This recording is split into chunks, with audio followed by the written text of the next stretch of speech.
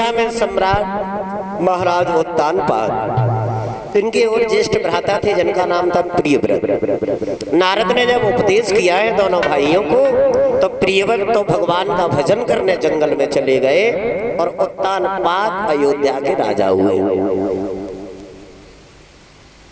भगवान की भक्ति करने के लिए जरूरी नहीं है कि घर छोड़ दो, परिवार छोड़ दो। परीक्षित जी,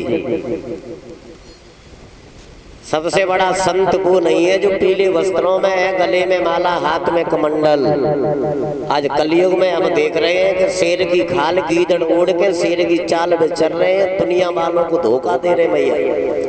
एक ग्रस्त जीवन में रहने के बाद में आत्मा से आदमी संत हो सकता है, अपने पवित्र विचारों के द्वारा बैरागी हो सकता है, मगर ऐसे आदमी को पहचानना हर किसी का बस नहीं रहा, क्योंकि फिटकरी और मिश्री देखने में एक जैसी होती है। जल्दी से पहचान करना हर किसी का बस नहीं है, और विचार उसी से मिलते जो विचारों का होता है।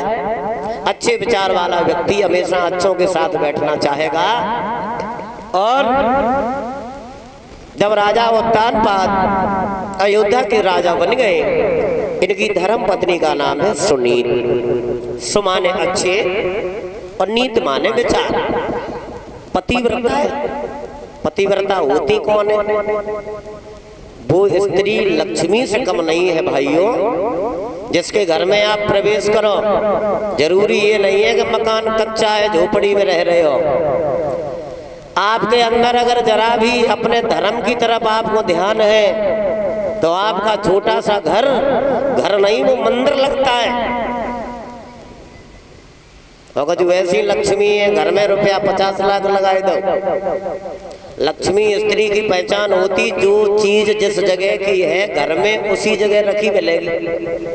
तुम्हें आधी रात में जरूरत पड़ जाए, आप चारपाई पे लेट के आवाज लगाए दियो, ओ गोविंद की मम्मी ने कलम उठा लाओ, तो भाई हाथ डालेंगी जब कलम रखी हुई है। और जो ऐसी गोलू की मम्मी होती है, तो मैंने कही कलम ले आओ, पूरे घर में ढूंढती फिरती है, यहाँ तक ढूंढती है कि छज्जा देखे जाता है इमरजेंसी में। भाइयों, ये लक्ष्मी पत्नी की पहचान नहीं है। और अपनी बड़ी बूढ़ी माताओं को भी एक बात बता के जा रहे हैं। आजकल हम देख रहे हैं ज्यादातर बड़े बूढ़ों की घरों में केवल रोटी खाने के लिए ही इज्जत बची है, केवल बस अपने मन की न तो कह पा रहे, कोई सुन ही नहीं रहा है, कहोगे किनसे। एक बार वो था कि बड़ी बूढ़ी अम्मा की बहुत कीमत थी।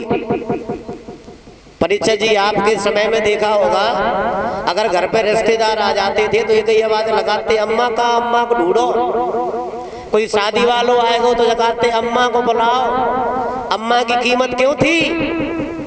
क्योंकि जिस कमरा में दूध, जा कमरा में मिठाई की भेली, जा कमरा में घी, जा में बूरो लला, बाकी चाबी किनके पास रहती थी?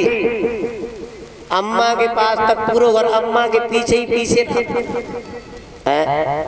और आजकल अम्मा से माल की ले ली बहू ने, लड़का बहू एसी में पड़े है, अम्मा को मच्छर उठाए ले जा रहे टूटी खाटी में। बताओ कैसे हुए होता।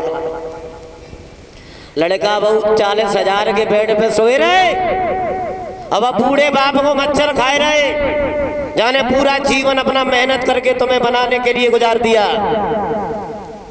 ए लक्ष्मी, आप सभी लक्ष्मी के रूप हो। कथा में बैठी माताओं बहनों, आप जब लक्ष्मी की तरह हो जाओगी तो वो भगवान की कृपा, आप एक ईंट रख करके शंकर समझ के पूजा करना, तो आपको फल केदारनाथ की यात्रा का घर पे मिल जाएगा। आप घर में ठाकुर जी को बुला करके आत्मा से सेवा करना, तुम्हें फल वृंदावन का मिलेगा। और मन में राम बगल में ईंट है, तो गंगा जी में गए, नाव डूब गई। सवेरे अखबार में निकल गई, 6 लोग डूब गए, 4 मिले, 2 को पता। किसी न किसी रूप में वो भगवान ही तुम्हें तंग करता है। ये तो कहने के लिए बातें बन गई। आजकल की बुजुर्ग सासें रोए रही कि बहू रोटी ना दे रही हमें। एक ऐसी भी माँ होती हर गांव में कि जिस घर में चली जाए वह घर की बहू अपनी माँ का प्यार देती है।